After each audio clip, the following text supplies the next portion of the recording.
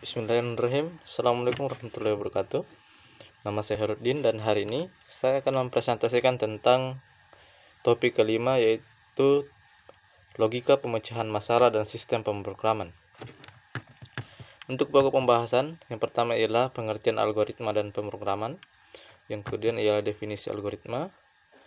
Yang ketiga ialah algoritma, yaitu sekilas tentang algoritma itu sendiri. Yang keempat ialah notasi algoritma independen terhadap bahasa pemrograman dan mesin komputer. Yang kelima ialah pemrograman prosedural, dan yang keenam ialah aturan penulisan algoritma. Untuk yang pertama, yaitu pengertian algoritma dan pemrograman. Ditinjau dari asal-usul katanya, kata algoritma sendiri mempunyai sejarah yang aneh. Orang hanya menemukan kata algoritma yang berarti proses menghitung dengan angka Arab. Anda dikatakan algoris jika Anda menghitung menggunakan angka Arab. Para ahli bahasa berusaha menemukan asal kata ini, namun hasilnya kurang memuaskan. Akhirnya, para ahli sejarah matematika menemukan asal kata tersebut yang berasal dari nama penulis buku Arab yang terkenal, yaitu Abu Ja'far Muhammad ibn Musa al-Khwarizmi. Al-Khwarizmi dibaca barat menjadi algoritma. Al-Khwarizmi menulis buku yang berjudul Kitab Al-Jabar wal Muqabalah, yang artinya buku penuh pemugaran dan pengurangan.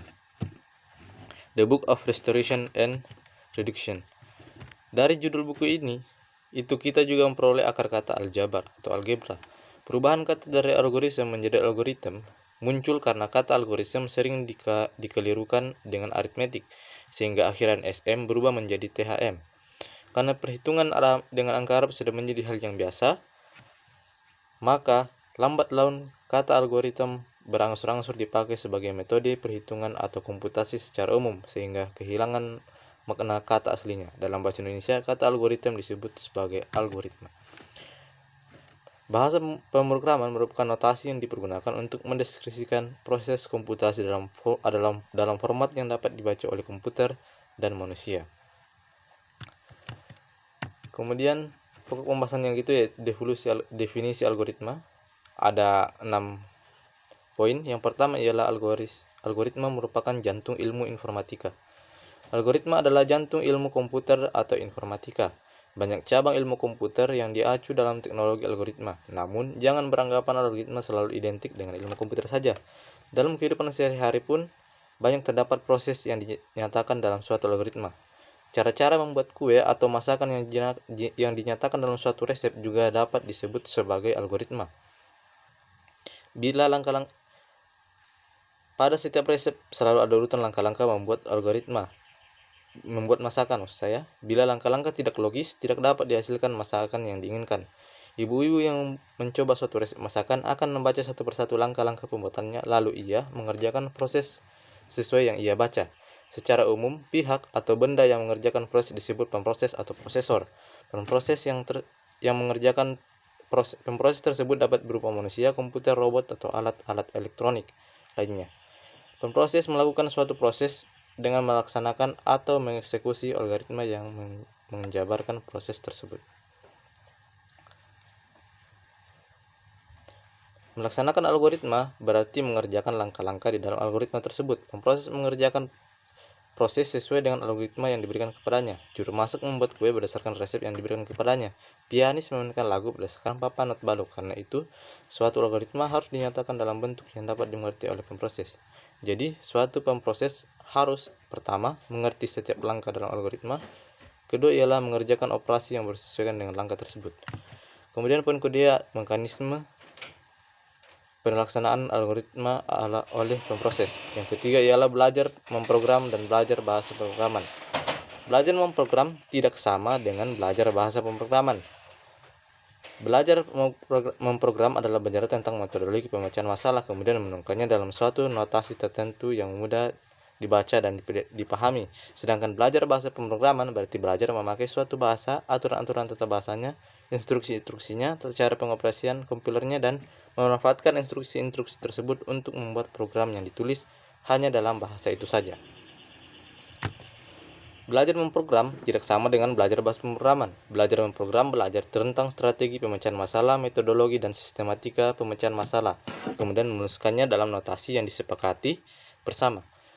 Belajar memprogram bersifat pemahaman persoalan analisis dan sintetis dan menitikberatkan desainer program. Sedangkan belajar bahasa pemrograman, belajar memakai suatu bahasa pemrograman, aturan sintaks, tata cara untuk memanfaatkan instruksi yang spesifik untuk setiap bahasa. Belajar bahasa pemrograman menitikberatkan coder. Kemudian produk yang dihasilkan oleh pemrogram diantaranya produk dengan rancangan yang baik atau metodologis dan sistematis, kemudian dapat dieksekusi oleh mesin, kemudian berfungsi dengan benar, kemudian dianggap melayani segala kemungkinan masukan disertai dokumentasi. Belajar memprogram menitikberatkan desainer program. Algoritma yaitu sekilas tentang contoh dan algoritma itu sendiri. Yang pertama ya aksi. Kejadian yang terdiri pada selang waktu terbatas dimulai saat T0 dan berakhir pada saat T1 yang menghasilkan efek neto yang terdefinisi dengan baik dan direncanakan. Contohnya seperti berikut. Yang pertama, Ibu Tati mengupas kentang untuk mempersiapkan makan malam. Itu adalah luas ruang lingkupnya. Karena ruang lingkup luas, maka harus didefinisikan keadaan awal dan efek neto yang direncanakan atau initial state dan final state. Untuk initial state atau keadaan awal, TO, kentang sudah ada di kantong kentang dan ditaruh di rak dapur di mana Ibu Tati akan mengupasnya. Kemudian final state-nya atau keadaan akhir atau T1, kentang dalam keadaan terkupas di panci, siap untuk dimasak dan kantong kertasnya harus dikembalikan ke rak lagi. Kejadiannya, urutan-urutan dari beberapa aksi yang terjadi secara beruntun, yaitu mulai dari TO, T0, atau initial state sampai ke dalam T1 atau final state. Efek kumulatif dari semua aksi yang terjadi menjadi efek neto dari kejadian. Penggolongan suatu kejadian menjadi aksi adalah relatif gantung sudut pandang. Contoh, mengupas kentang dapat dijelaskan yang pertama, ambil kantung kertas, ambil kantung kentang dari rak, kemudian ambil panci dari lemari, kemudian kupas kentang, dan kemudian yang terakhir kembalikan kantong kentang ke kerak. Contoh lain, jika tidak dipandang, perlu untuk menjelaskan kantong kentang diambil dari rak sebelum mengambil panci. Yang pertama ialah ambil kantung kentang dari rak dan ambil panci dari lemari, kemudian kupas kentang dan kembalikan kantung kentang ke rak. Jika esok hari Ibu Tati mengupas kentang lagi untuk makan malam juga dan kita mengamati hal-hal yang sama, maka hal tersebut bisa disebut sama. Ini tergantung jawabannya bisa sama bisa tidak. Tidak karena mungkin jawaban dari jika digunakan dalam kasus tersebut adalah tidak karena Ibu Tati tidak mungkin mengupas kentang yang sama dengan kemarin, sama karena kemungkinan pola yang dilakukan.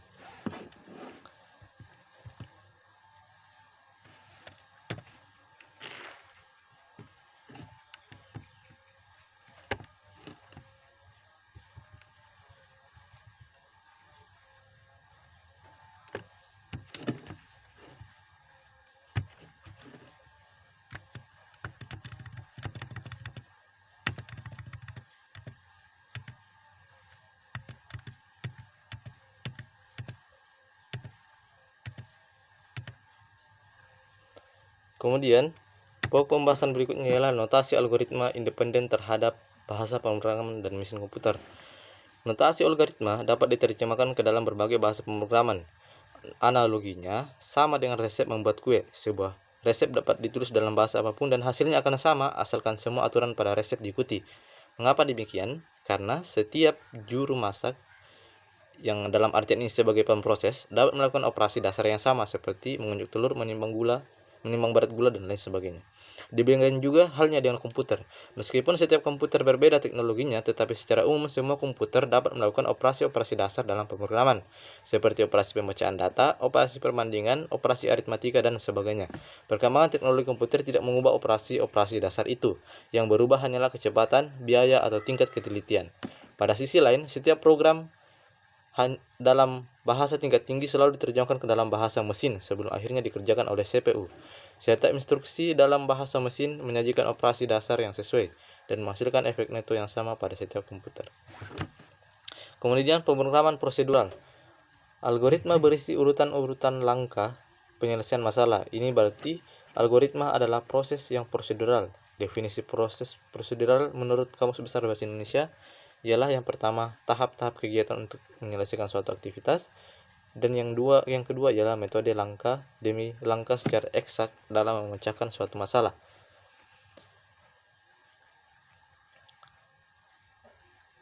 Keuntungan pemakaian algoritma adalah yang pertama, logika pemecahan masalah dapat dibuat bertingkat, mulai dari global menuju terperinci.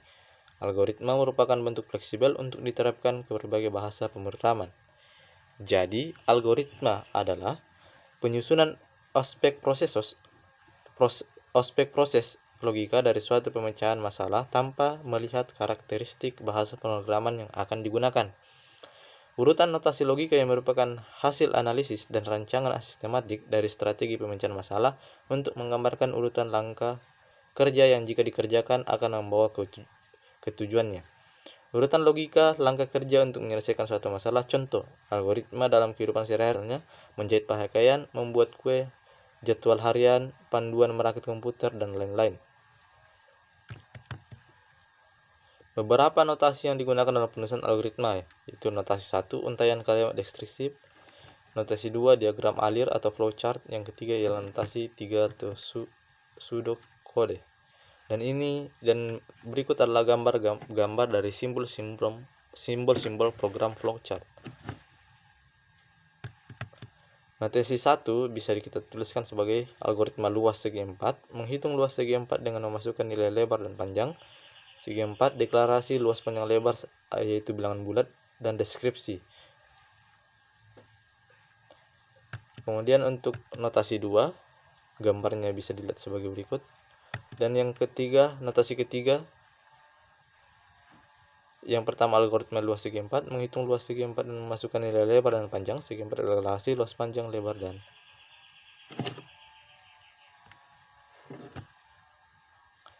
deskripsi input n, luas panjang lebar output atau luas. Aturan penulisan algoritma. Algoritma berisi langkah-langkah penyelesaian masalah. Langkah-langkah tersebut dapat ditulis dalam notasi apapun asalkan mudah dibaca dan dimengerti, karena memang tidak ada notasi baku dalam penulisan algoritma. Setiap algoritma akan selalu terdiri dari 3 bagian, yaitu judul atau header, kamus, dan terakhir adalah algoritma. Contoh untuk judul, nah seperti berikut.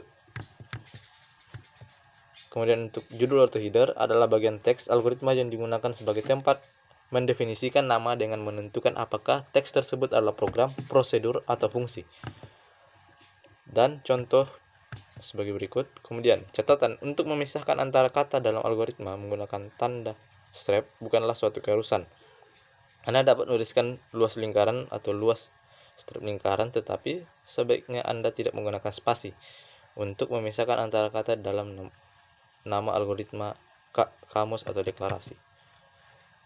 Kamus adalah bagian teks algoritma sebagai tempat untuk mendefinisikan pertama nama tipe, kemudian nama konstanta, nama variabel, dan nama fungsi, dan terakhir nama prosedur. Berikut ialah contoh kamus.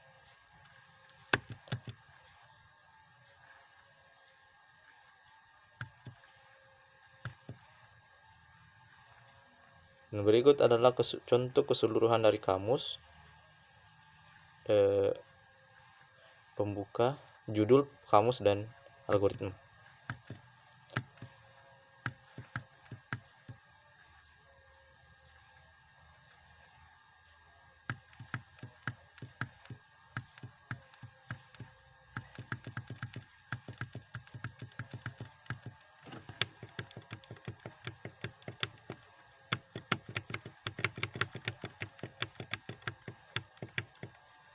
Cukup sekian presentasi saya hari ini.